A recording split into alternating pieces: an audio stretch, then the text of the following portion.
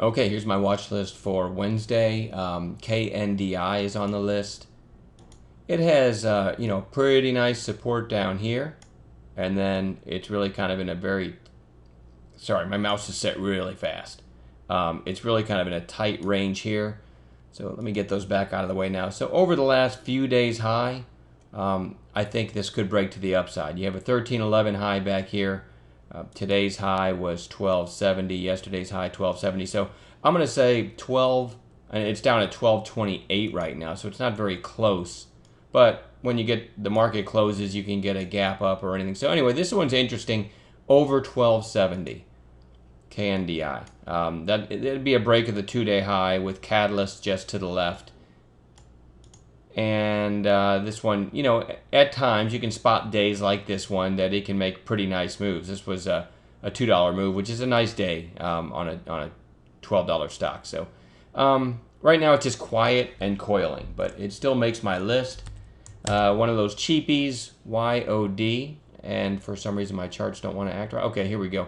YOD had this volume spike back here, and let me get a little arrow tool there. Volume spike back here, and it's really just been kind of flagging ever since. And so you got to like it if it breaks above this last few days high. So YOD is on watch. Twitter, TWTR, looks really nice. I drew a line at the top of the of this island down here, the top of the gap down day, which would be a break into the gap would be 3610, but it's kind of broken every high but that day so far from this range. Okay, so this one's just on long watch. I like Twitter. The chart looks like it's bottomed, and I wouldn't be surprised to see this head to 40 over the next several days, but keep in mind I'm just an intraday trader, so I use charts like this and then look for intraday entries and hopefully catch one as a day trade. I generally am in all cash overnight. CONN, another day on the watch list. This is just after the gap up. It's been on the watch list like 3 or 4 days in a row. Still hasn't triggered as a bounce play. I'm still looking for a potential long in that one. But who knows if we'll do anything with it. It's got to meet my parameters first. Tyson Foods, TSN.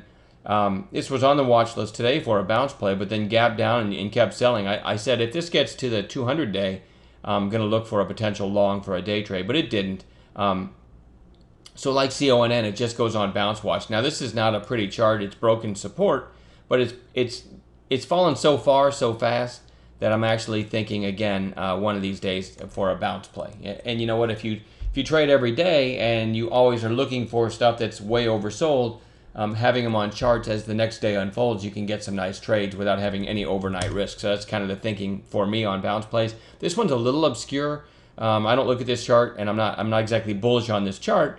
But you had the gap down here, and it traded down for like 5 or 6 days. Then it gaps up, and has been holding okay. So now it's just in a range after this gap up. Okay, so let's go to 15-minute candles.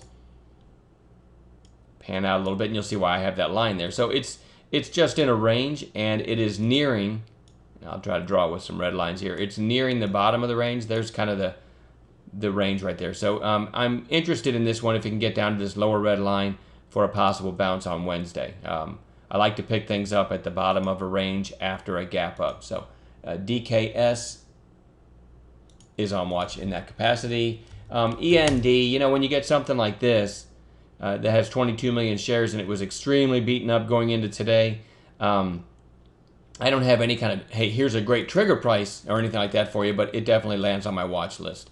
I mentioned a possible buy in this one today, right here around $1.54 after it came back down, and it did move up to almost $1.80, which is a nice percentage gain. But the real play in this one was after the initial gap up, and I missed this. I was off doing something else.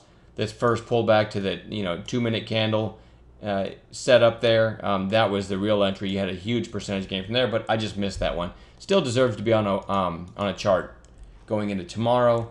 GERN also interesting, nice volume spike today.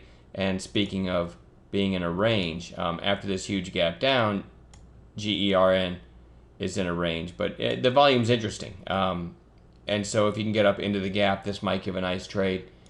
And it goes on watch. And then a couple of really obscure ones. EGLE, this is a very low priced shipper. If I zoom in, you can kind of see what I'm looking at here. Right? And if it can get up over over this most recent high, over 360, it might take out this high and give a nice percentage gain. And I'm not just looking at this because, hey, I found EGLA and it looks great, but I saw dry ships, and it's kind of breaking out to the upside, 14 million shares today. So I started thinking of a sympathy plays, and EGLA could be one of them. DSX is also kind of breaking. So this is, if you want a cheap shipper, and the other shippers, the other shippers continue to break to the upside, this is a decent one, this EGLE. Up over 360. You might get a move to 4 or something like that in one day, which is a very nice percentage gain. So that one's on watch. And ISR. I called a trade in this one today in the chat room, right here before it hit 248. I saw the volume coming in, called it at 247, 242 stop, because this one has been running lately on high of day breaks. So we got in at 247, and just like that, it was 260. That's a really nice percentage gain in about 10 or 15 minutes. But the daily still looks really good. I still think this one is just poised to rip one of these days. All right, this one, you can see the move it made back here, all the way up to whatever that was, 370 something, I don't know. Turn my drawing tool off and I'll be able to tell you. The high was 377, and then you had a lower high just below 350, a lower high again, and now you're challenging and breaking above this lower high. Decent close today, so ISR is acting like something's coming. All right, so there's my watch list, and we'll find stuff to add as we find volume in the morning as well. But that's what I'm starting with right there. We'll talk to you tomorrow.